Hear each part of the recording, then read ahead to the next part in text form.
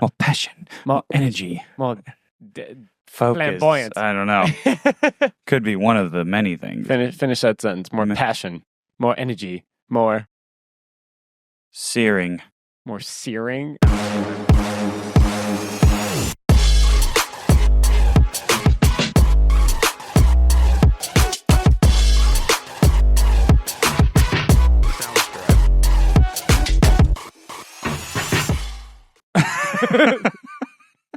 I don't know. I just want more searing. I just want more. Whatever came to my mind. I like it. Which was searing a steak, I guess. That's what we do here. That's what we do here. Okay, are you ready to jump right in? I mean, I'm ready. I'm ready, dude. Let's do it. All right, dude. Say it with me. Frightening. Chase. Frightening. If you're being chased, you're probably frightened. Probably pretty frightened. I mean, it depends on by what and by who. That's true, right? Is it a game of tag or is this an axe murderer? Have you ever been chased? Yes.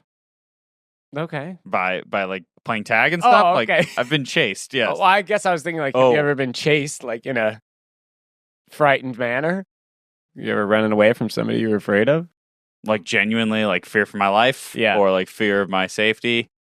Does ding dong ditching count? Yeah. We were running pretty fast. Yeah. We were running pretty fast. Yeah, ding dong ditching definitely counts. Yeah, Definitely that's probably counts. it. Okay, yeah. A frightening chase. Dun, dun, dun. Yeah, the only other thing I can think of is like a suspenseful movie.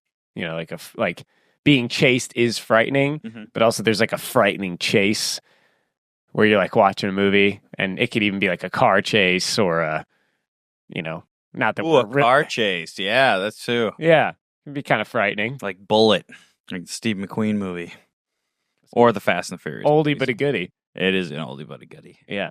I still have yet to see one of the Fast and Furious movies. You haven't seen any of them?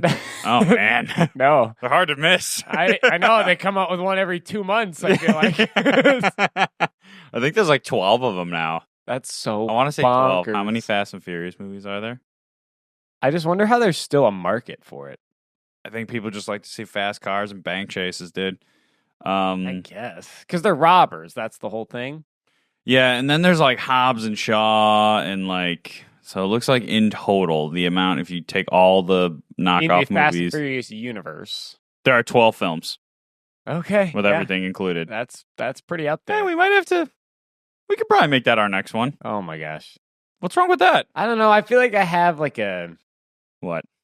A resistance. What do you have against Fast and Furious? I don't know. Just because I feel like they can't all be good. Like when you think about like the Infinity Saga, like pretty much every single movie in that is good. Like it's separate, it's different, but it's all connected.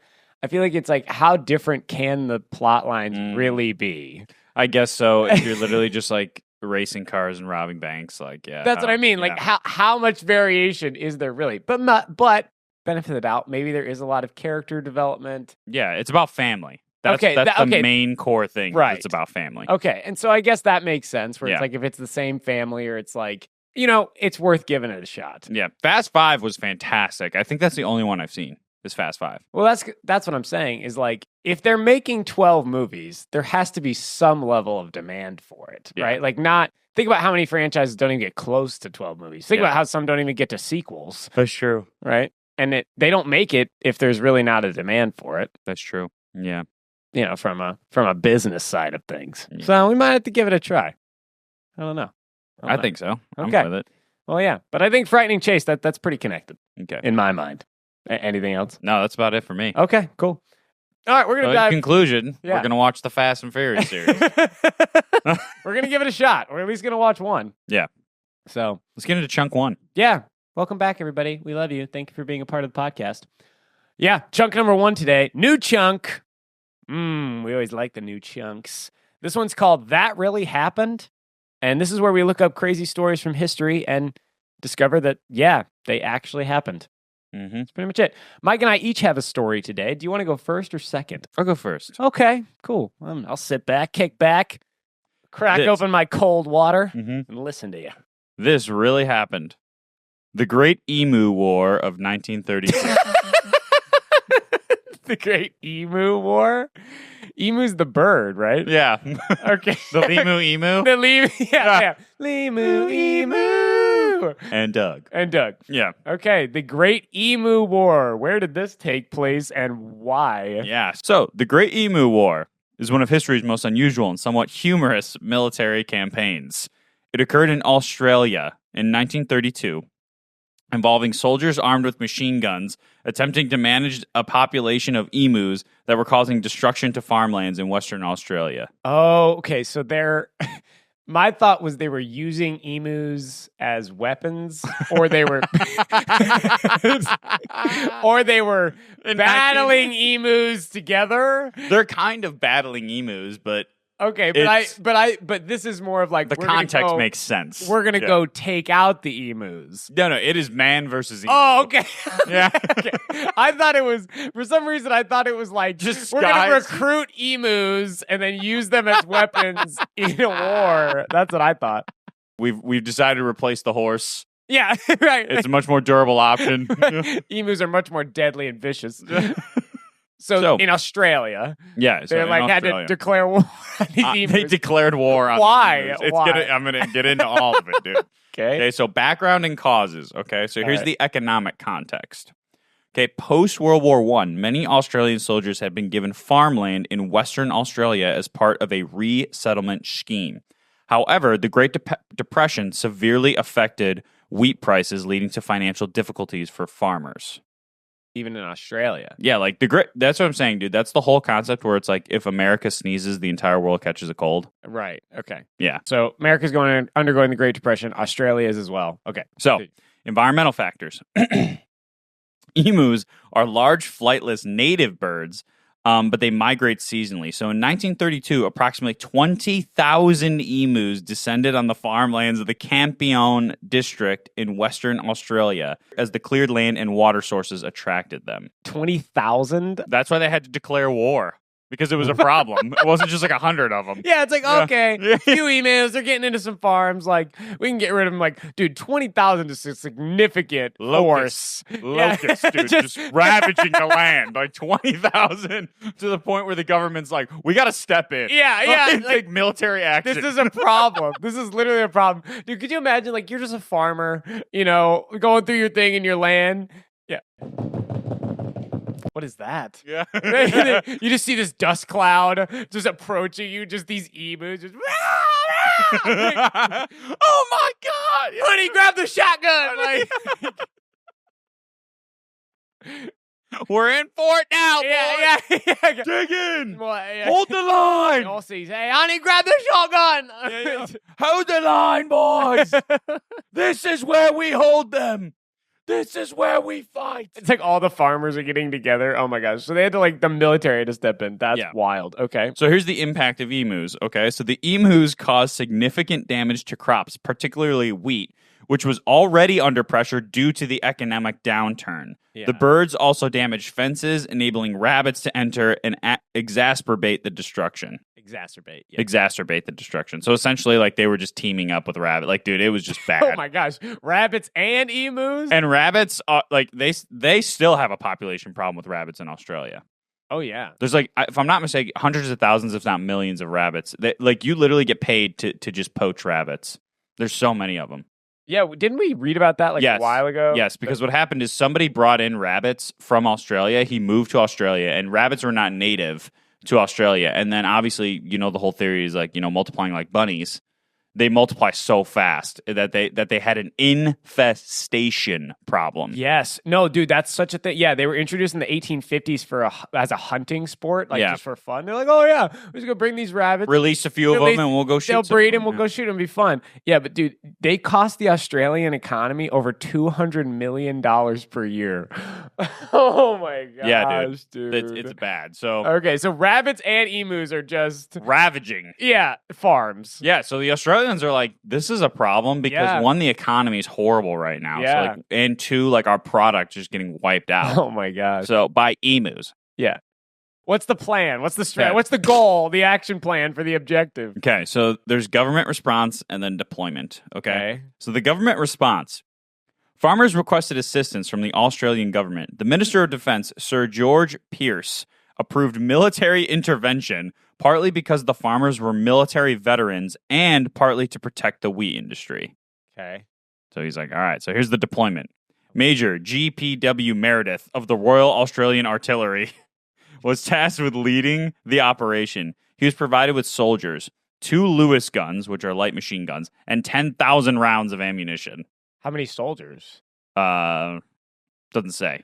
Okay, I'm just wondering, like, I mean, was it like a I think it was like it was 10, like, you know, like 10 soldiers. You get 10, like, against 20,000 emus. I mean, I feel like if you have just a couple like elite trained soldiers and you have some machine guns and a lot of bullets, like you could pretty easily take out the emus. I'm assuming it was probably like a couple squads. Yeah.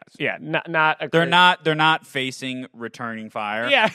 So that makes it a lot easier. Yeah, you like, gotta mow them down. It's not really strategy involved where you have to move and duck and dive and you're working around certain environments. Literally just an open field and you're just like, all right, boys, like it's just open season. Like pick off the emus and the rabbits. Oh my gosh. Wow. Yeah. So that was the deployment. Okay. There were 3 phases of the campaign. It's such a strategy. I love it. Phase 1, initial engagement, November 1932. Yes. First encounter. Soldiers encountered a group of about 50 emus near Campione. The birds scattered, making it difficult to target them effectively. Only a few birds were killed. See, and because that's evasive maneuvers, dude. That's what I was gonna say. I was gonna say because you and I were making a joke earlier that it's like 20,000 of them are all coming to the same farm at once. Like that's not how it actually happened.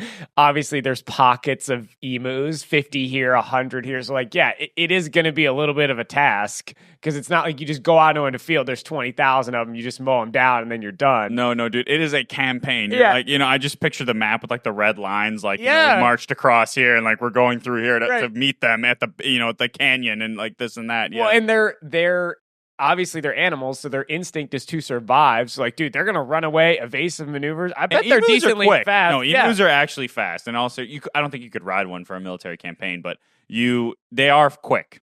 Dude, they can run up to 31 miles an hour. Yeah, dude, it's like a car. Yeah, with some zigzagging. Oh yeah, and it's smaller than a car. Oh yeah, like you know what I mean. Yeah. So, machine gun challenges. Attempts to use machine guns mounted on trucks failed due to the terrain, the speed of the emus, and mechanical difficulties. Yeah, the emus absolutely have the advantage. I mean, they're missing. And they're native to the land. Like, dude, where an emu can go, a car can't go. That's true. Emu's just like up and over the hill, down the canyon. Car's like, well, can't go that way. Like, and just emu's gone. Next thing, at 30 miles an hour. Yeah, dude. And Speedy Gonzalez is out. Is out, dude. Phase 2. Okay, so they're like, we're gonna try it. We're just gonna go out there with trucks. We're gonna go we're get just them. Gonna try to mow them down from the trucks. Okay, they're missing. They're missing. They're retreating. They're diving. They're like, dude, like they're scattered. Like this is like impossible. So now they're like, all right, phase 2. What's the next phase? Phase What's 2. The next strategy. Escalation and retreat. Oh, dang. Okay. Over the next several days, the soldiers pursued emus with limited success. The birds' erratic movements and ability to disperse quickly made them difficult targets. Reports indicated that after 6 days, only about 50 emus had been killed, far fewer than expected. Yeah, you'd think, oh, dude, we'll knock them out 100 at a time. Yeah, they have no defense. Like, they're not going to, like you said, not going to return fire. Nah, man. Dude, 50 out of 20,000. They got their work cut out for them. Mm-hmm. Whoo, baby. The campaign was deemed ineffective and abandoned on November 8th, 1932. So like after a week. They're like, crap. Like, we got nothing. That's wild. They just gave up? Oh, my gosh. Okay. Phase 3, second attempt. Okay, they didn't give up. All right. I like it. A second operation was launched later in November. This time, the soldiers claimed higher kill rates with estimates of around 100 emus per week. Okay. However, the emu population remained unaffected overall, and the operation was eventually discontinued. Wow. So the emus literally won. The emus won the war. With no guns, they were, the little engine that could, dude. No guns, no military strategy, no generals at their disposal, and they won. They just held out. Yeah, and like you said, you pick off 100 a week, but I mean, what's their what's their reproduction rate? The reproduction rate is, you got to think what are they actually, are they only minusing 5 a week? If they're reproducing 110 or 105 every week? Oh, dude, each emu can lay 20 to 50 eggs per season.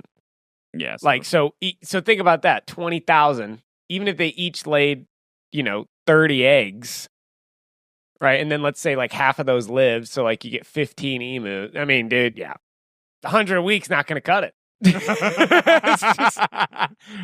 You need like 1,000 a week.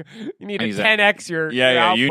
You need to really revisit this. Oh my gosh. The outcome and legacy. Okay. Results. Official records suggest that only a fraction of the emu population was killed.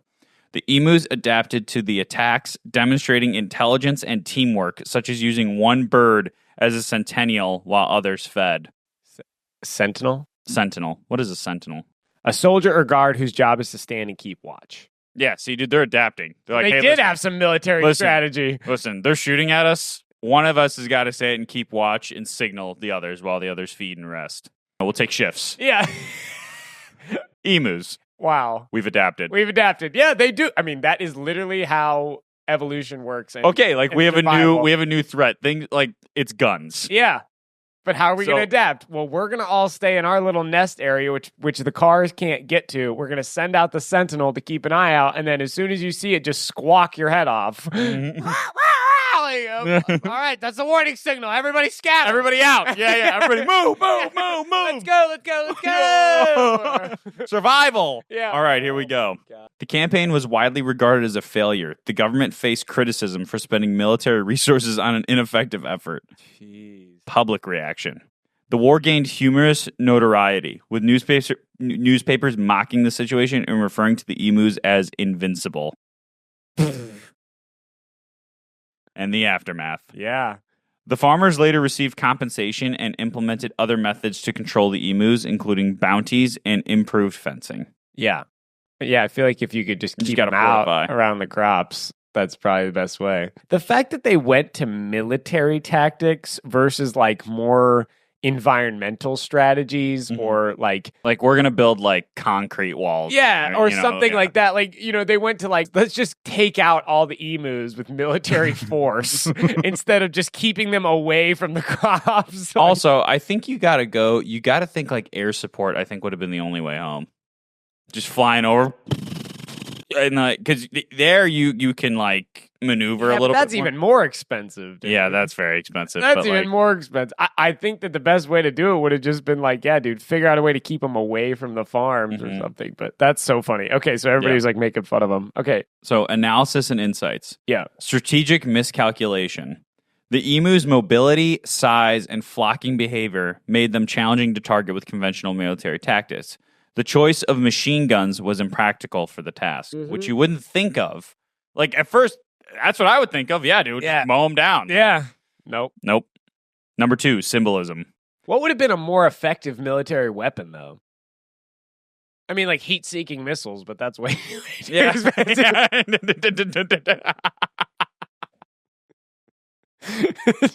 just exploding emus. Yeah, dude, just the joystick. Like, yeah. Just fire it.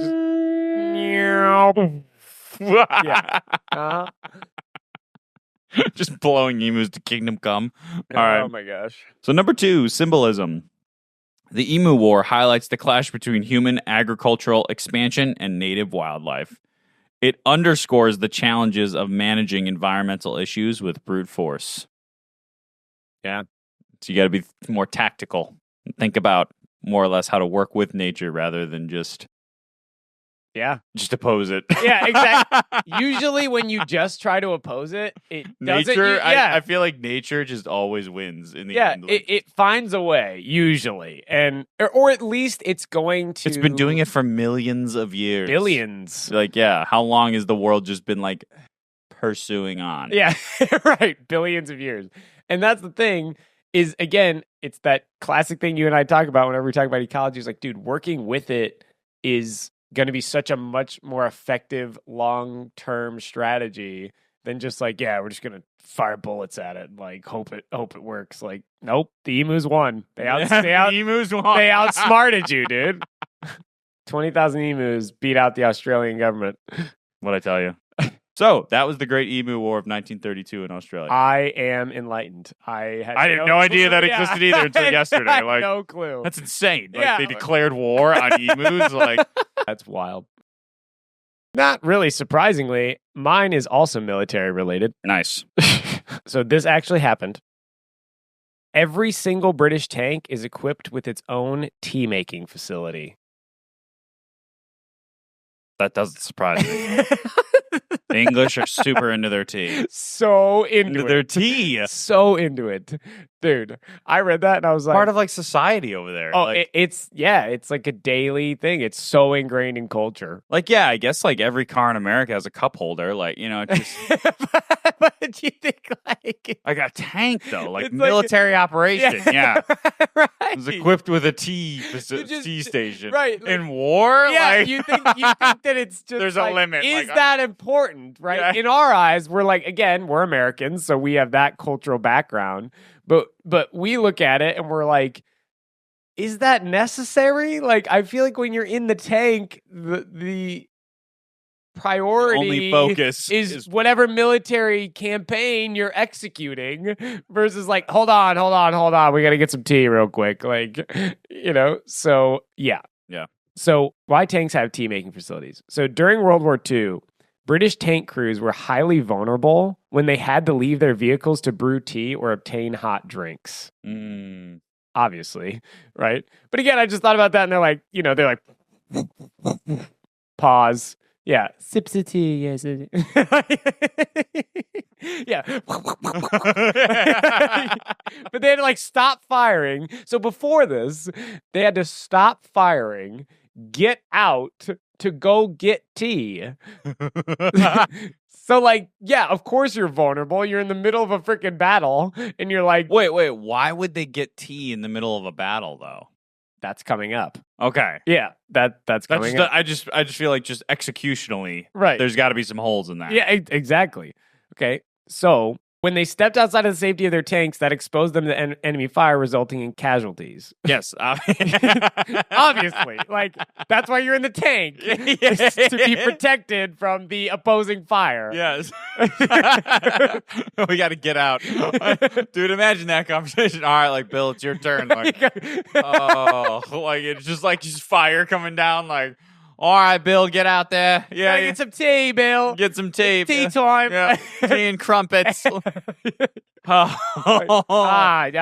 Screw me. Yeah. Like, wait, where was the tea though? Outside, like at their base or whatever. Like at their facilities, the British facilities. They had to run and go get. Well, because they couldn't make the tea.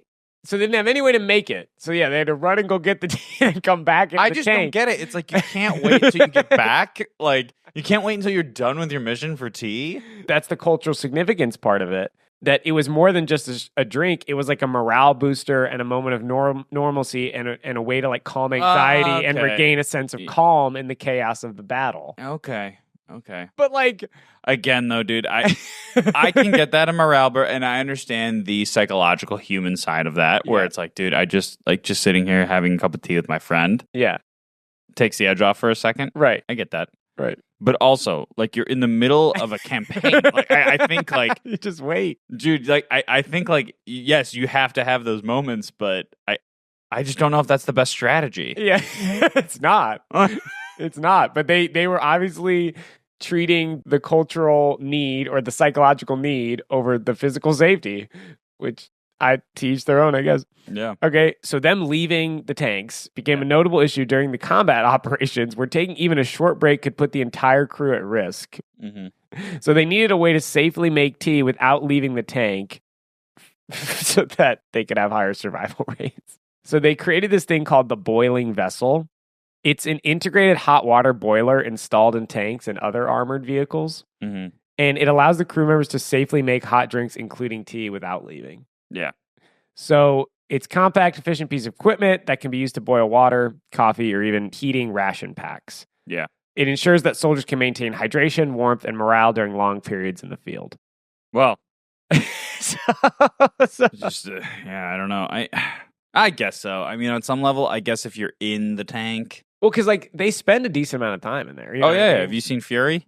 Yeah. Yeah, they're in there like all the time. Right. And so they're saying that this is obviously focusing specifically on tea, but then they needed rations, they need food, they need all those things. And sometimes you're in the middle of a battlefield. Because how they used to do it in military tactics, especially during World War II, it would be battles that they would continue moving towards a goal, right? Of like, let's say attacking Germany or Berlin. Mm-hmm. they would move across territories.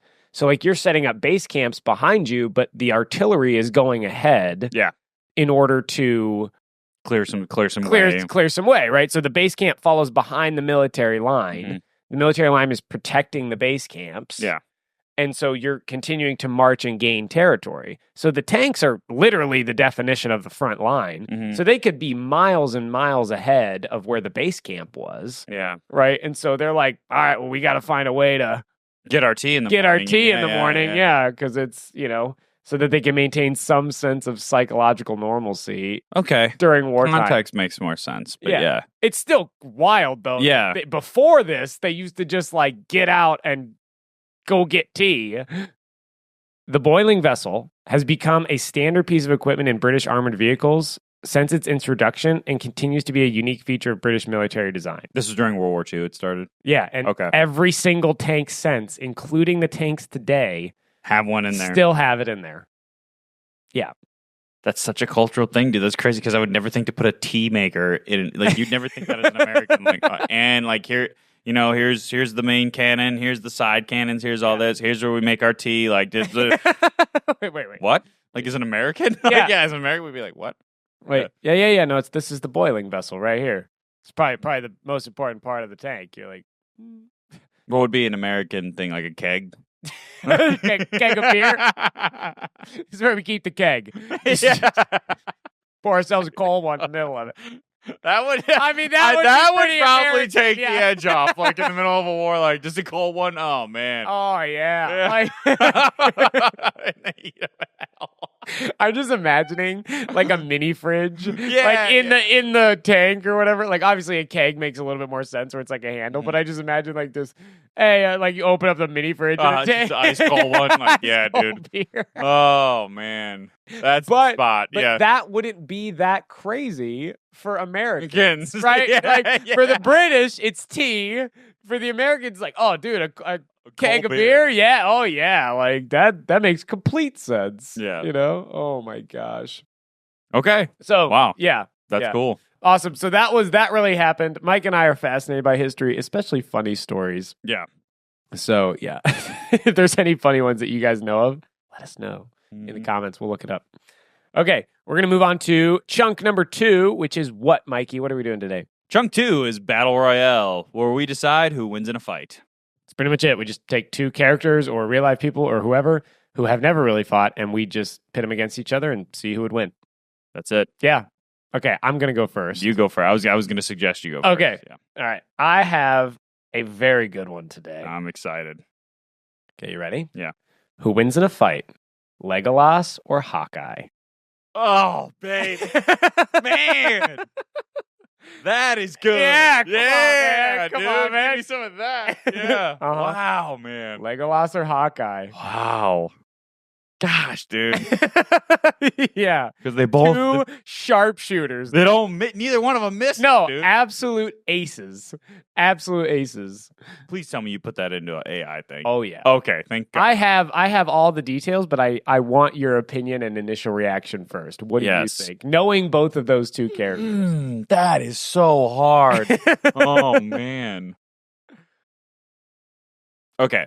My gut is telling me Legolas. Okay. I don't think it would be a huge margin or anything. Yeah, right. But I think just because he is an elf, he has like supernatural abilities in that way. Yeah. So like I think just like even just having like a little, even if it's just 25% more of like speed or agility or whatever, I think that would win out in the end because like Hawkeye is just a human. Yeah. But like they both don't miss. They're both aces and they both like fighting skills hand to hand, all that's probably the same. Yeah. I think the only thing that gives him that one little leg up would just be that he's like a supernatural being. Yeah. Actually, my original thought was like Hawkeye would win. And I didn't take into account the supernatural abilities of being an elf, which is like increased eyesight, reflexes, durability, all that. But I thought about like Hawkeye. Dude, Hawkeye has exploding arrows. Hawkeye has but he's got the tech. Yeah, he's got the tech, dude. So it's like Legolas just has a regular arrow. Regular bow and arrow. It's just a regular arrow. Yeah, you're right, dude. So he's got all the tech in the that's world. why I was like, oh, I don't even know if that'd be a good battle because like Hawkeye just has the tech. So like, dude, he could do an exploding arrow. He could do different things, smoke screen, whatever. But then I was like, dude, but Legolas is an elf, which he's just stronger than a human. Like he just is. And so, yeah, I didn't know. I was like, that would be a dang good battle, dude. I think at the end of the day, it's just tech versus supernatural ability, and like which one wins out in the end. Edges out. I don't know. That is one of the hardest ones where it's like I can't even like even Batman versus Cap. Like you can make some sense of this, some sense of that. Yeah, I can't even make sense besides those two things. One's like supernatural, like he's got all the tech in the world, which would give him an advantage. But if you have that little bit of extra oomph, like able to dodge it, see it coming, like like that, like I feel like it's dead even. Like I don't even know, dude. Yeah, you want to get into the AI? Yeah, because I can't. I think at the end, like that's just what my gut tells me. Because like, would superhuman ability just win out in the end? Yeah, you'll run out of arrows. You'll run out of that stuff. I think in a long distance fight, Hawkeye has the advantage with tech. Definitely. Because what is Legolas going to do? I mean, he doesn't have all these like crazy different arrows and gadgets. Like all he can do is shoot arrows at him. Yeah. Right? In a close combat, like if it somehow gets to close combat, I think Legolas wins. pulls up. Because then the tech doesn't have as much impact, right? You know, Hawkeye can only do so much. Yeah. But I think Gosh, it's such a good one. Wow. That is probably the best one we've had so far. And I thought mine were good. Yeah. They are good. Yeah. But dude, yours were like, it came out heavy hitting. Oh man, that's so good. Okay. So we're gonna dive into what ChatGPT says. So what we do on this chunk is we put it in ChatGPT and then like kind of cross-reference it and make sure we're looking at other sources. But like, dude, ChatGPT does a great job. It pretty much breaks it down into like each guy's strengths and weaknesses, then the actual battle itself and what would happen, and then the result. So we're going to just dive into that because I'm curious too. I kind of skimmed it, but I didn't read in depth. So I'm curious too. A hypothetical fight between Legolas from Lord of the Rings and Hawkeye from Marvel would be an intriguing and well-matched battle given their exceptional archery skills and combat prowess. Okay, here's a breakdown of their strengths and how they might fare against each other. Legolas, background and abilities. Legolas is an elven prince, highly skilled in archery, sword fighting, and stealth. As an elf, he possesses enhanced senses, incredible agility, and near supernatural reflexes.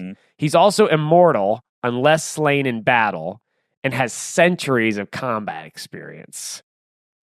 Yeah. Okay.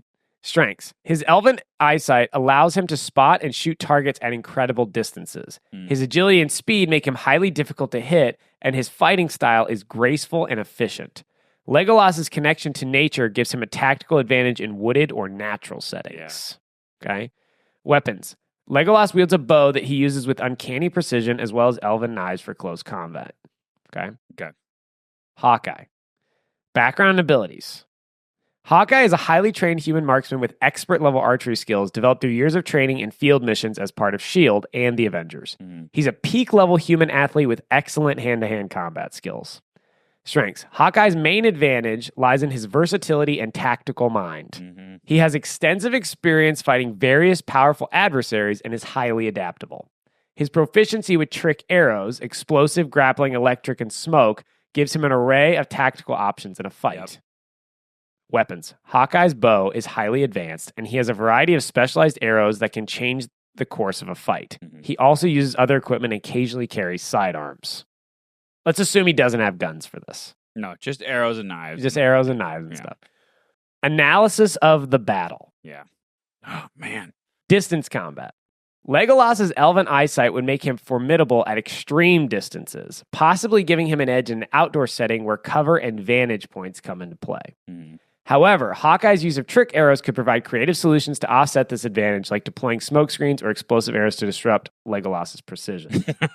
Oh, man. I'm just picturing that battle in my mind. I want to see it. Yeah, dude, that'd be so sick. Bad. Like, oh my gosh, dude. Just like, you just see like Legolas is just zoned in. Like he could see Hawkeye from, like 2 miles away or something. And, like Clint gets in close. He's got like exploding arrows down at his feet, and Legolas just jumps out of the way. It was his agility. Oh yeah, dude. Oh yeah, baby. I want to see that. All right, close combat. Legolas has an edge in close combat due to his agility and proficiency with his elven knives. Hawkeye is skilled in hand-to-hand fighting, but Legolas's century of battle experience and superhuman reflexes would likely give him an upper hand in this domain.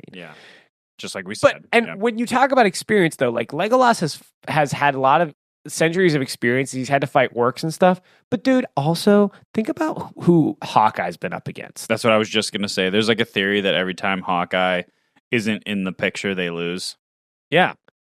But like, what are some of his like people that he's gone up against, right? I mean, you got to think like Loki and his army. Yeah. Then Ultron.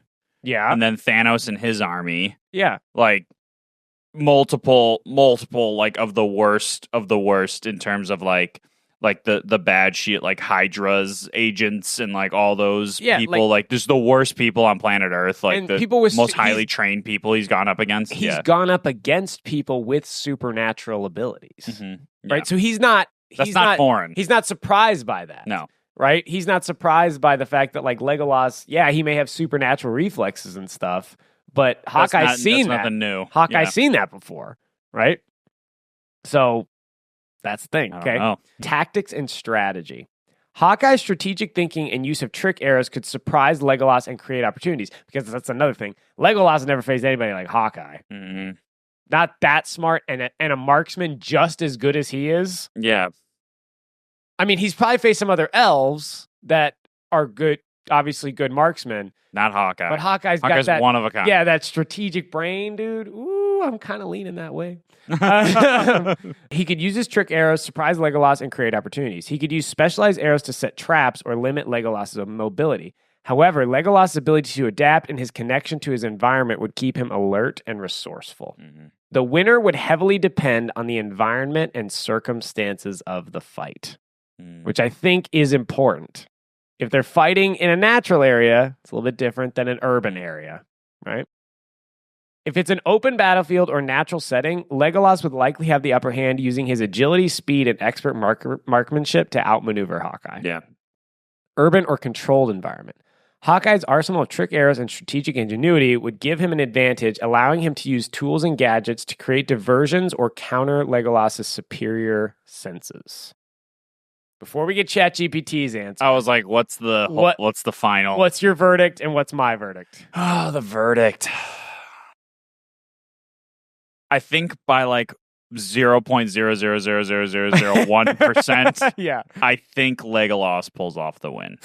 Yeah, I just think at the end, the agility and the centuries of training and all that, like I just think that in the end, it's gonna have to come to a culmination. I think just by 1%. Yeah. I think he would win. Because I think that Legolas could adapt. While like he's never faced tech before, that would be tough. I think that Hawkeye would have to end the battle quickly. Yeah. If the battle went on, Legolas is going to absolutely smoke him, because he's going to adapt quickly. He's going to learn about all of his tricks, and he just has more stamina and more endurance.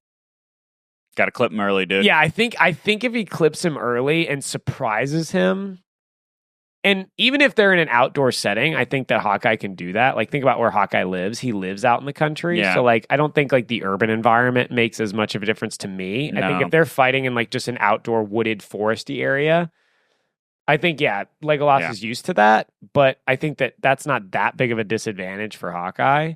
So, I don't know, dude. I think part of me is leaning towards Hawkeye, dude, to be honest, because I just feel like he's so strategic in the way that he's thinking about it. And Legolas has never seen tech. He's never seen exploding arrows and, like arrows with nets coming out of them and getting shocked or something like that. I don't know. I just think the strategic ingenuity and the... So your verdict is Hawkeye? I think Hawkeye, dude. All right. I think my verdict's Legolas. Okay. So we'll see where this goes. Okay. Overall, if forced to choose a winner, Legolas might edge out Hawkeye in a natural setting due to his supernatural reflexes and centuries of combat experience. In a more tactical modern urban scenario, Hawkeye's technology and creative use of trick arrows could turn the tide in his favor. Ultimately, it would be a close and exhilarating match between two iconic archers. So in the end, it was Legolas? I think ChatGPT, took the easy route and said that it depends on the environment. But I think in the end, if it gets to hand, which probably will. If you're thinking about the likelihood of the battle, that like it probably will get, because if it's just one-on-one, just shot shot for shot, because again, how do Legolas and Hawkeye where are they most effective? Well, when they're in a team group dynamic, right? Where they can be support to these kind of bigger characters, these bigger battlers, right? Yeah. Like Aragorn or Iron Man or Cap, you know what I mean? And like when they're in that support role, that's very much what an archer is in a lot of ways. And not that they can't hold their own in close combat. But I think if it's just straight up 1-to-1, eventually they're going to have to come in together unless Hawkeye comes up with some genius strategy. But if Legolas gets out of that, yeah. Game over. I think it's game over, dude. So, all right. So that's our final verdict. Yeah. Legolas pulls ahead by 1%. Oh, We're not saying it's a big margin. No. Don't panic. But please give us your thoughts, because this was one of the greatest matchups I've ever heard. Kudos to you, my friend. Thank you. You were like, this is good. You were right. Yeah. So please give us your thoughts on this, because we only can go so far with our thoughts. So we want to see. For sure. Yeah. For sure. The way you can listen to your thoughts, just comment on this video. That's it. Just comment on the video. Or if you're listening on Spotify or Apple Podcasts, you can also comment. So just leave a comment wherever you're listening, and we'll read it, and we'll tally it up. Right on. Cool. All right, Mikey, your turn. What is your battle, Mike? All right, buddy. I think mine's probably about 80% as good as that one. Hey, I'll take it. All right. Here we go. Who wins in a fight? Dumbledore versus Doctor Strange. Ooh. I told you, dude. Ooh, right okay. That's good. That's really good. I like that. Do wizard. Yeah, dude. Ooh, but like totally different combat different styles, but just my god, the best in their universe. Ooh, that's the tough. best in their universe. That's tough. That's so tough, dude. Like a master of the mystic arts versus Dumbledore. What? Oh, because their magic's so different. That's what makes it hard too. It's not like it's like straightforward, you know. Because like that's why I love pulling from different universes, because it's saying like, yeah, they're so good in their universe, but then when you put them against somebody else, it's like, dude, their magic is totally different. Yeah. Man. Okay. That's good. That's really good. Yeah. Okay. My initial thought is, I think Doctor Strange is more combat focused. I think he has more experience in actual combat. Not saying, I mean, Dumbledore's fought, you know, Tom Riddle, and there's like all that kind of stuff. But like, as far as just strategic thinking, I think that Doctor Strange has the advantage when it comes to strategic thinking. But however, Dumbledore is also incredibly good. I don't even know. I can't even say that, because like, I think like battle strategic thinking, like thinking in the moment, I think that that's Doctor Strange. I think he is so quick and just can be like, oh yeah, here's a solution for this immediate problem, right? But Dumbledore is more of like a long-term planner, where like he kind of he's crafty and he's so smart in how he's looking at things, that I think Doctor Strange has if it's just a one-on-one battle, like right away, I think that Doctor Strange has that advantage. However, I think that Dumbledore's magic is more powerful. It's got more oomph. Yeah, I think it's more like mystical in the way that like Dumbledore's knowledge of magic is like insane, dude. Yeah. His understanding of all the different spells is crazy. He knows so many. He's just like an expert at all those different spells. And I know Doctor Strange is a master of the mystic arts, but I just feel like Doctor Strange would not be ready for some of those spells that Dumbledore has in his arsenal. I was going to say, dude, so here's my thoughts too. Yeah. Is that I think Doctor Strange has like more of that like just gunslinger, like he could just throw it all at you, but like literally when you like look at some of the battles throughout like Harry Potter and Dumbledore, like he would just take it and just like swing it around, like you know, where like you can't even hit him, dude. Like that's the whole thing. I think you throw anything at him and he's just creating like vortexes of stuff and just, like throwing it back at people, and you're like going head to head with Tom Riddle, and you know, you're just like, I don't know, man. Like, see, it's kind of like one of those things, but you're right, dude. Just, I think like Dumbledore just has so much more time under his belt. Yeah. And he's done so much more. But think about, we just watched the Jake Paul Mike Tyson fight a few weeks ago. Okay. The younger guy. Right. The younger guy. Like Dumbledore's he's old. Like he's really old, you know? And like, dude, Doctor Strange with his level of magical prowess. Yeah.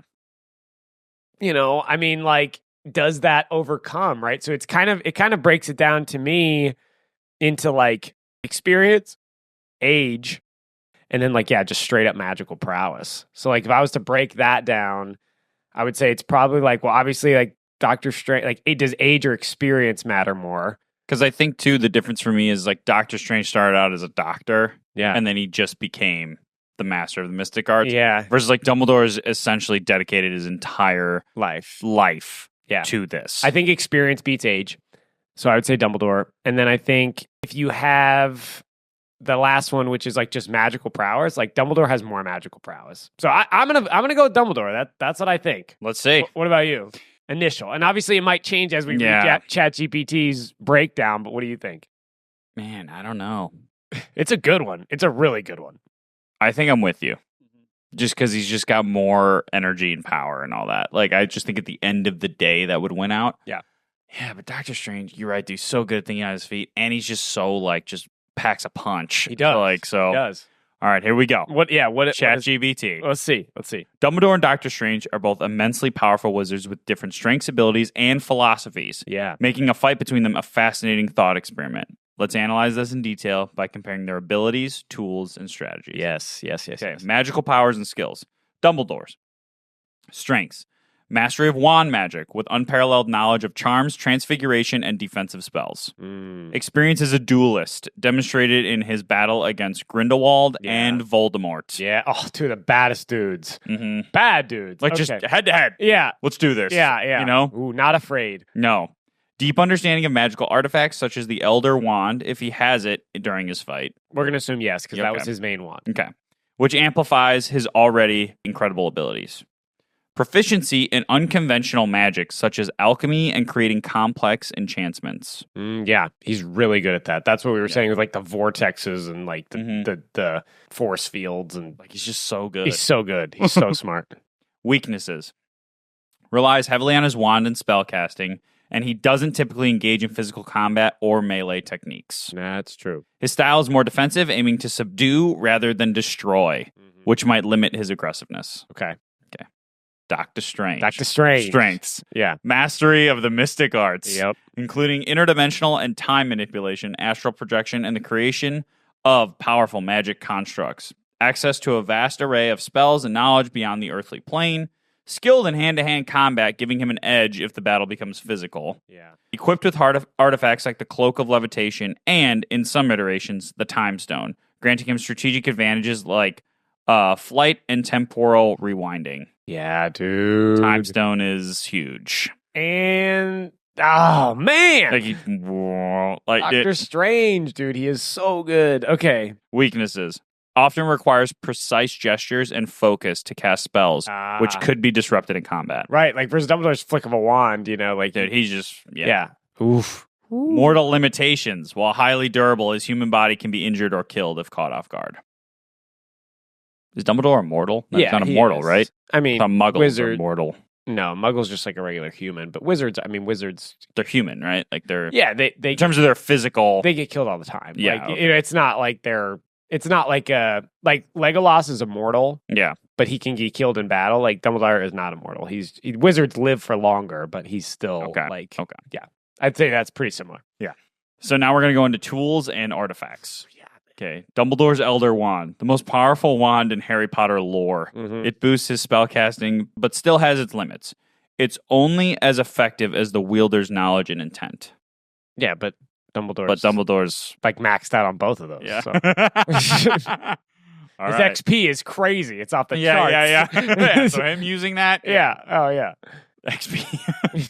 Okay. Doctor Strange's artifacts. The Cloak of Levitation. Yeah. Grants flight and defensive capabilities. Yeah. The Eye of Agamotto / the Time Stone. Allows him to manipulate time, which could give him an overwhelming advantage. Mm-hmm. Various other relics from Kamar Taj, which can counter magical attacks. Okay. So, combat scenarios, preparation and strategy. Dumbledore, likely to prepare a defensive strategy employing complex wands and counterspells. His plans often rely on his deep understanding of his opponent's psychology. Mm-hmm. Doctor Strange, he excels in quick thinking and adaptability. With preparation, he could summon spells or artifacts specifically suited to counter Dumbledore's magic. Okay, so direct combat. Here we go. Range. Doctor Strange has the edge in range due to his ability to summon portals, project energy blasts, and manipulate space. Yeah. Yeah, dude, that does pop in and out. Yeah. Oh, jeez. That's a huge problem. Yeah. Yeah. Ooh, you just pop up right next to Dumbledore. Yeah. And then just like out. Ooh, dang. Yeah. Yeah, that's a big... ChatGPT's low-key kind of convincing me as Doctor Strange. Let's see. Speed. Dumbledore's spellcasting is fast and precise, but Doctor Strange's ability to manipulate time and teleport might outpace him. Yeah. But I don't know. I think if he just... I don't think he could. I don't think he... Yeah. This takes a minute, dude. Even if he could pop in. Or to open the time stone, like he has to do the whole slow motion arms across his chest thing. I think Dumbledore's got him on speed. I agree because you're right, with dude. that. Just flick of the wrist versus You see how fast he casts spells, like he's the best. Because that's the thing in Harry Potter. If you read the books, that they teach a class on how to cast spells without actually have to saying the incantation out loud. Yeah, right. You can just do it in your mind, and Dumbledore just has mastered that. So like he does it. It's like instant. He doesn't have to say. He doesn't have to say Expelliarmus or whatever the spell is. Yeah. He can just do whatever he's got to do. Yeah. Okay, dude. Power. Oh, Dumbledore's magic is deeply rooted in the rules of his universe, while Strange's magic taps into interdimensional and infinite sources of power, giving him a potentially larger arsenal. He can tap into different universes, while Dumbledore's just this universe. Yeah, that's interesting. Defensive measures. Okay, I want to get to the battle. We're going to get there, dude. It breaks it down. I'm ready. Defensive measures. Dumbledore is adept at creating shields and counterspells, which might block Strange's attacks, but Strange's cloak of levitation and shields from the mystic arts provide excellent defense and mobility. Gosh, dude, this is just crazy. I know. Again, just imagining battle. it would just be like, oh, it's like part of me is just like, dude, Doctor Strange, like he does have that little bit of like maneuverability edge, but then like, dude, Dumbledore's he's so calm and he's just so like calculating and quick and just quick. Yeah. Oh man. Okay. Fast. Yeah. Okay. Keep going. And then the last one is intangibles, and then we're going to go into outcome analysis. Okay. Intangibles. Philosophy and intent. Dumbledore's reluctance to kill may give Strange the upper hand if he's willing to go all out. However, Dumbledore is a master manipulator and could exploit Strange's morality and hubris. Yeah, because Dumbledore knows people. Dumbledore knows people so well where like he can just play that against them. Yeah. And he can like play against Strange's past and like, ooh, that'd be crazy. Environmental impact. Strange's interesting. I think it's just like I think it's talking about like the environment, not like if I would scorch the earth. Yeah. If this fight would be, good or bad for, the environment. I don't know. The emus. Strange's ability to manipulate the battlefield by shifting dimensions or using mirror realms could isolate Dumbledore from resources or allies. Okay. So, here's the outcome analysis. Yeah, dude, if he gets him stuck in the mirror realm, that's a problem for Dumbledore. Yeah. If the Elder Wand isn't countered, Dumbledore could gain a brief upper hand with the sheer power of the Elder Wand, but Strange's versatility and advanced magic would eventually overwhelm him. If Doctor Strange uses the Time Stone, the fight is almost certainly his. Rewinding or freezing time gives Strange an insurmountable advantage. Yeah, like, dude, if he just like Dumbledore gets a hit, rewind. Yeah, that's true. A battle of wits. If the fight relies more on strategy rather than raw power, Dumbledore's cunning could lead to victory, possibly by turning Strange's magic against him or exploiting his humanity. Yeah, that's kind of what my initial thought was. You ready for the verdict? We got to officially decide, though. You and me? Yeah. Honestly, I'm going Dumbledore. You're okay. I would say overall, my pick is... it's hard for me to not pick Dumbledore, dude. I'm going Dumbledore. I don't know. I just have faith in that. I'm going Dumbledore. I just have faith in that, man. I don't know. I just feel like he's going to find a way. Yeah. Like, he just does, dude. I don't know. Okay. Winner, most likely, Doctor Strange. I figured ChatGPT was going to pick that. Doctor Strange's broader range of powers, access to interdimensional magic, and artifacts like the Time Stone give him a decisive edge in most scenarios. However, Dumbledore could surprise him with his genius-level intelligence, unconventional tactics, and mastery of wand magic, especially if Strange underestimates him. So I think the victor, according to ChatGPT, is Doctor Strange in the end. But I still got my money on Dumbledore. I just don't agree. I think Dumbledore wins, in my opinion. I think so too. I think I just hold him in higher wizardry regard than I do Doctor Strange. Not that Doctor Strange isn't like awesome and an amazing wizard. I just think Dumbledore's like the peak wizard for me. As good as it gets, dude. Yeah. All right, you guys tell us. Yes. What is on your mind with this? Because this was a hard one. These two were very, very hard, and I think it's literally just 1% this way and 1% that way for both of them. That's why we got to do a poll, and we got to tally up the answers because y'all can tell us, and we probably missed some stuff, and we want to hear what we missed and maybe what we got right. So let us know. Right. In the comments. Yeah. Dude, that was good. I love that chunk. Was that was probably our best chunk so far in terms of like matchups. Oh, dude. Yeah. Those were epic. Yeah. Cool. Well, that's chunk 2. That's Battle Royale. We'll be doing that more. Yes. For shizzle. Faux show. The show. Oh, and also you can comment and like let us know what matchups you think would be good. Comment on the video, like seriously, who do you want us to talk about? Yeah, we would love to get into that because sometimes we miss some. This is us just figuring out what we like, so we want to hear what you guys like too because there's probably a couple in there that we just would never think of, and it's probably the best battle ever. Oh yeah, for sure. So cool. All right, we're gonna move into chunk number 3. Classic chunk. Haven't changed it yet. No, and we won't. No, we're not gonna change it. Chunk number 3 is Tournament of the Olympians, which is where we play a game, and 50% is passing because it's our show. Okay. We are playing Are You Smarter Than a 5th Grader today. Mike and I are going to see if we are smarter than a 5th grader. We're going to each be playing a round, and we're going to see who wins. It's whoever gets more questions right. Yeah, we'll just do out of. Yeah, out of 20. I'll ask you first. We'll go 20.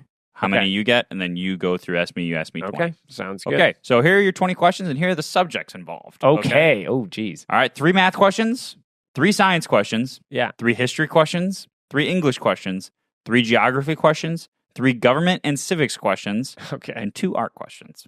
Okay, yeah, I did not break up yours that structurally, but that'll be good. We'll get 2 different kind of ways of going about it, where my questions will be very formatted, and yours will be like totally off the wall. I'm just organization master. I love it. Okay, I'm ready. I'm here for it.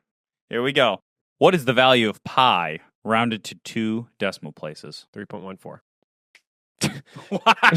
Dude, I think that just the way that was phrased, I looked at it here and I was like, oh, okay, I know what that is. Yeah. Like if someone just read it to me, I think, that would have gone right over. 3.14. Nice. Correct. Boom. 1 for 1.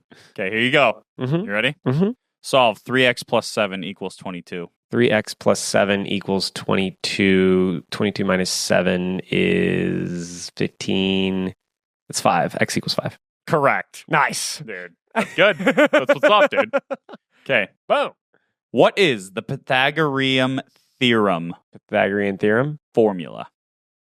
What's the formula? Y equals mx plus b? No. Ooh. I'm not giving you the formula. No. Don't. No hints. The Pythagorean theorem.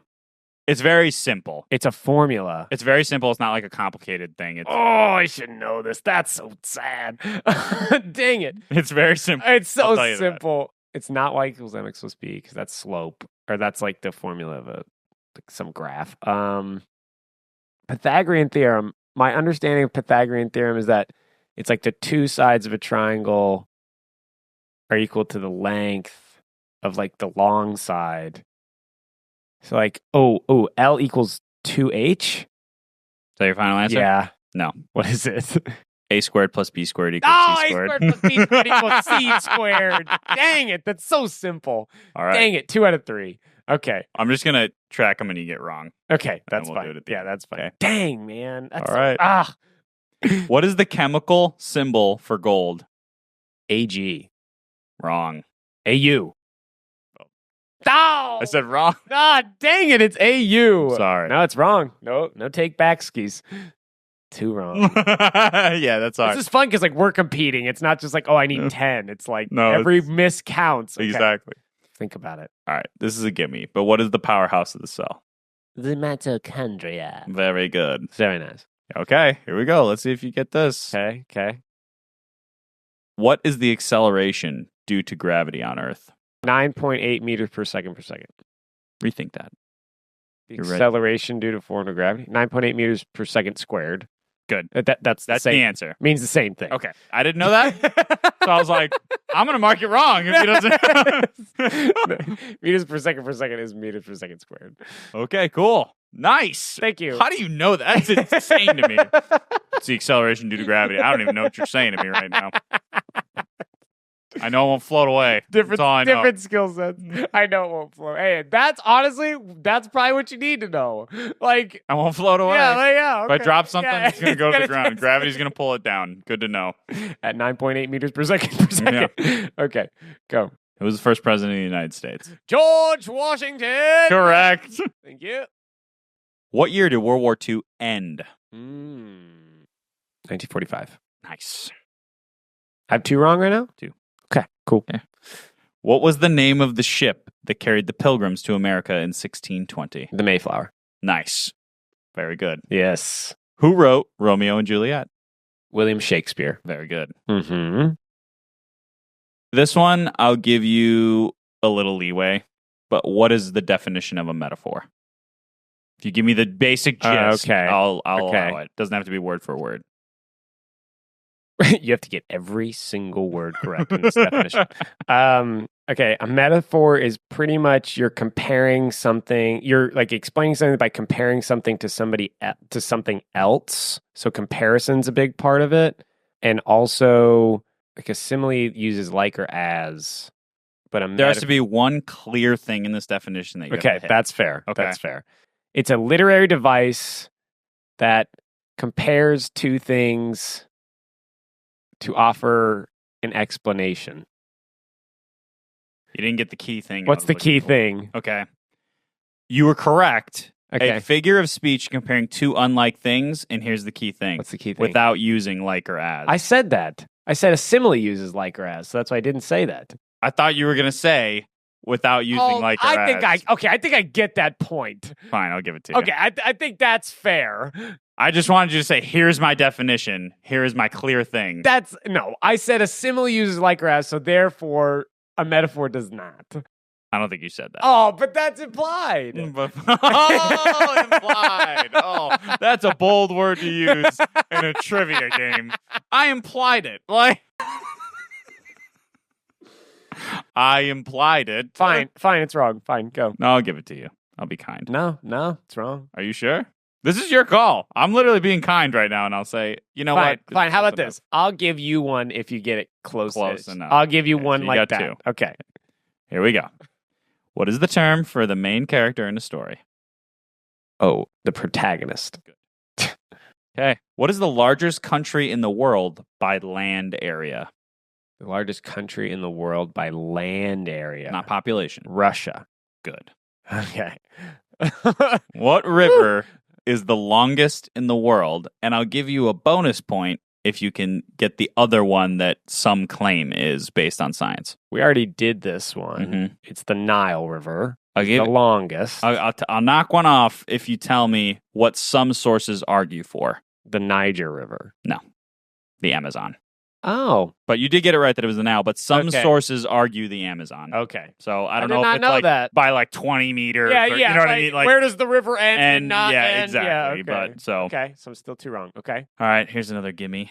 What is the It just is. You made these, so I was like doing some tough ones, and they're like, dude, I was like, come on, dude. Like, but anyways, what is the capital of Japan? I don't ever think it. Tokyo?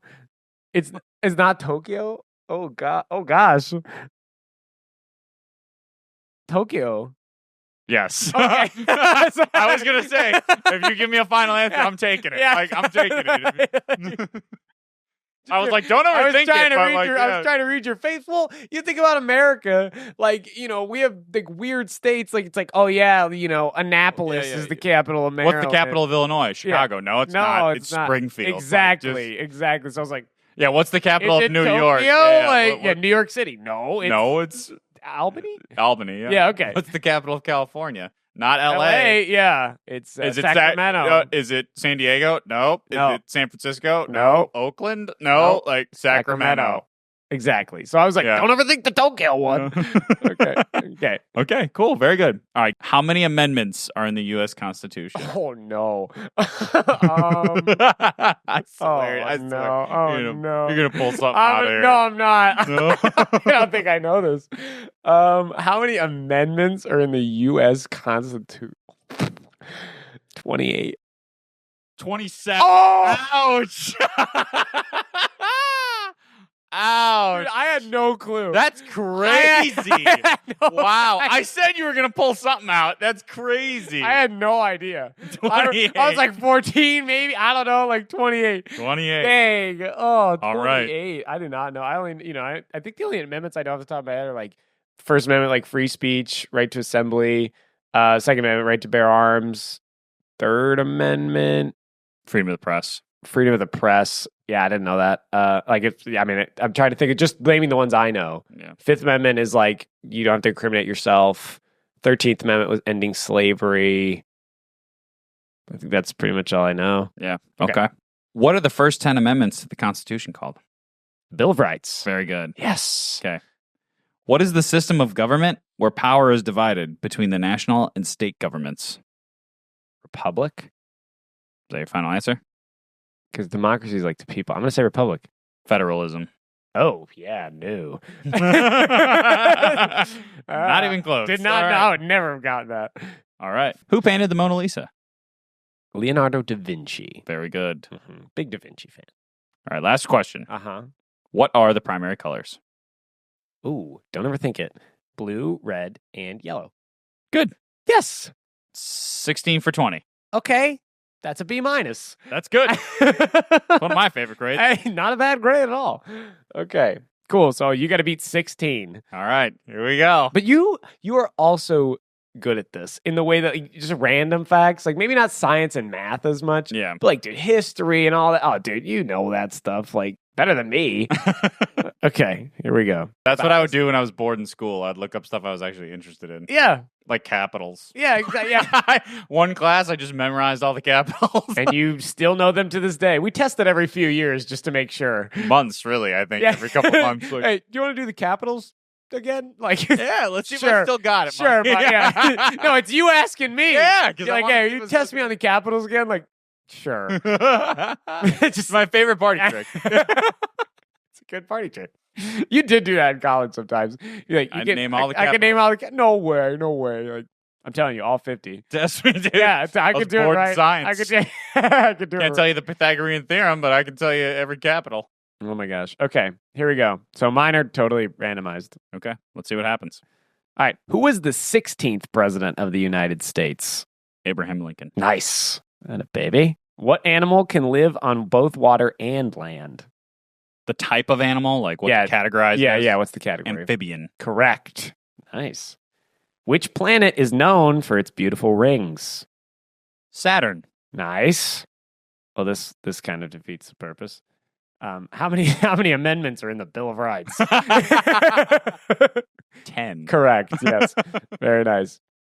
Okay, this is a good one. The U.S. Naval Academy is located in what city?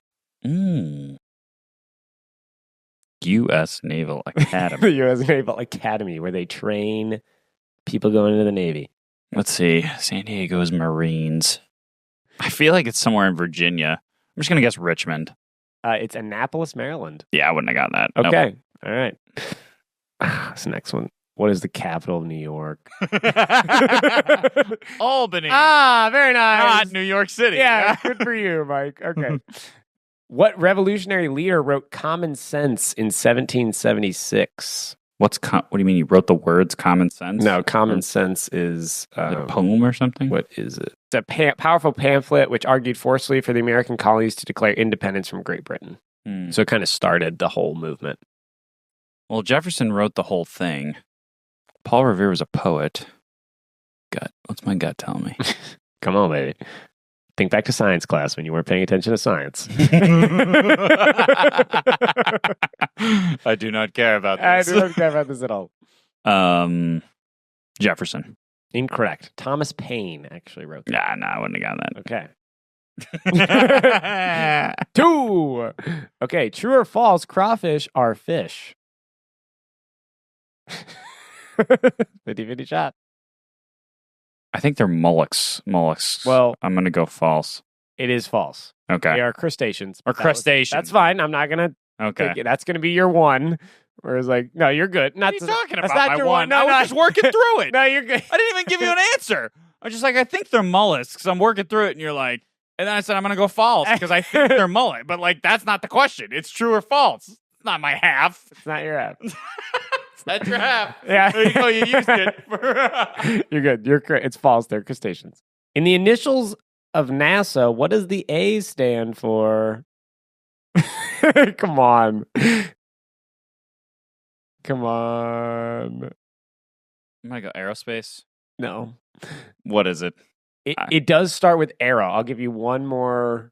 Okay. This will be your half. If you all right, it. fair enough. It's not aerospace. It's. I'm assuming it's national blank space administration. It's not aerospace. Wow. Aerotime. Aerotime? It's aeronautics. Oh yeah, not a chance. Not a chance. What's a nautic? I don't know. That's just some big science word that I missed when I was looking up the capitals. It means like sailors or navigations, like nautical. Oh, okay. It comes from nautical. So like they're aero. No, I'll take that loss. Sailors and exploration never going got out that. into space. Never gotten that. Oh my gosh, that's so funny. Okay. All right, so that's 3, right? That's 3. What unit is abbreviated as OZ?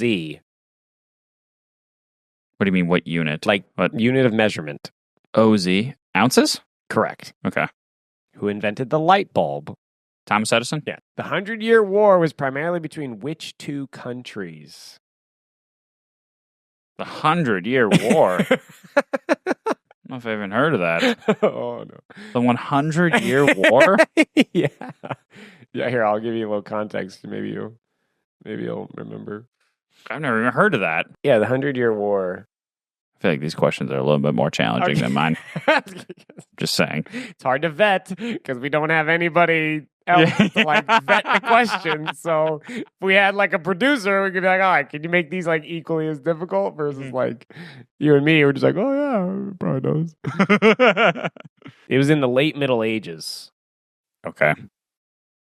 Middle Ages, 100-Year War. Yeah, it went over 116 years. But it was like intermittent. It wasn't like straight up war like the whole time.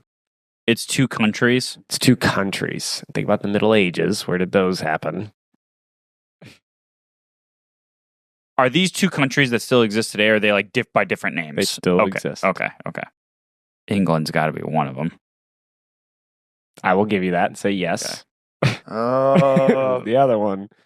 Who were they fighting? You can around get that this. Time? They were fighting everybody. You can get this. Spain was always in. I'm gonna go Spain. Oh, it's France. I don't know. That was just a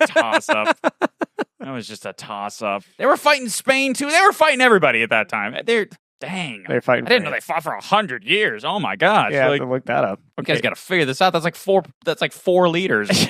That's like multiple kings. Oh, and everything. yeah. It's like 100 years. Yeah, Think about who was president in like 1924 or whatever compared to now. Yeah. Like 100 years worth of presidents or whatever leaders. Kings, right, whatever. right. Are fighting. Yeah. Okay. What is the longest river in the United States? It's either the Mississippi or the Missouri. I'm right about that. It is one of those 2. Gut saying Mississippi. The Missouri. Ouch. Well, what are you going to do? All right, we're going to finish. What is the Mississippi known for then? It's the biggest, like the widest. I shouldn't teach that. What? They should teach you what's the long, because that's what you got to know.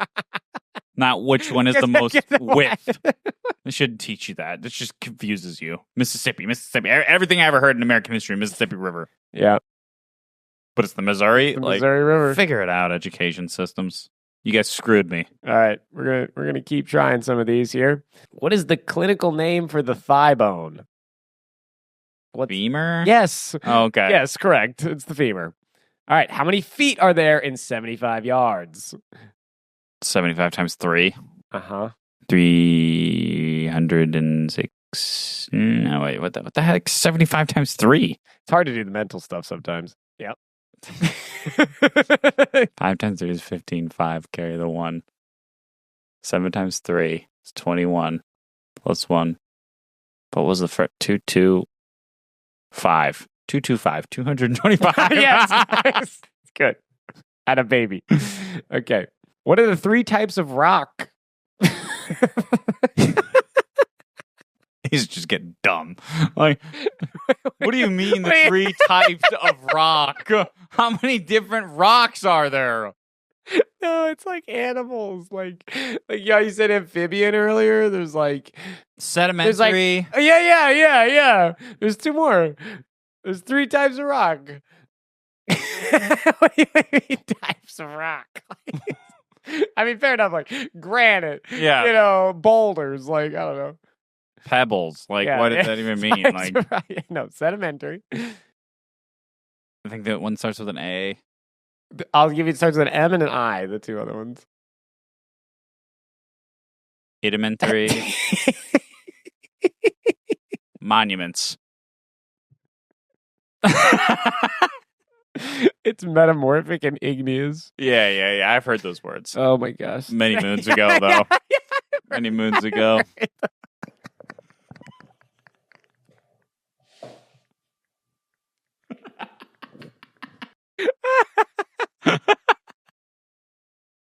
Yeah, I've heard those words.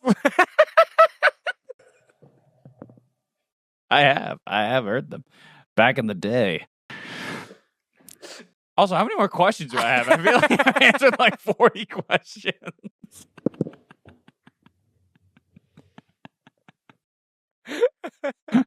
It's just so funny. It's just so funny because you're like, I guess, and now that I knew, like, so many of us, is why this game's so great. Is because, like, dude, how much stuff do we retain for 5th grade? But like, Oh my gosh, dude, you're like crying. It's just like, no, like, for you to say, like, it just did not stick in your brain at all. Like, oh, I've heard those words. Like Like I read. Oh yeah. they're Metaphors just- to yeah. like they're just words to you. Like, that's so funny. Yeah. I'm sorry. Okay. No, you have a couple left. You have like 3 left. Okay. I lost this one, folks. Yeah, definitely. He asked me some tough ones. I definitely think Who's the first president of the United States? I definitely think mine was easier than yours. Okay. What blood type is known as the universal recipient? O positive. No, it's AB. Nah. I was just shooting from the head. I think right O there. positive is the universal donor. Oh. Yeah. So, no. Okay. Okay. How many sides does a hexagon have? 6. Correct. Okay. Last one. What's the definition of a palindrome? Just like you asked me metaphor. Palindrome. Yeah.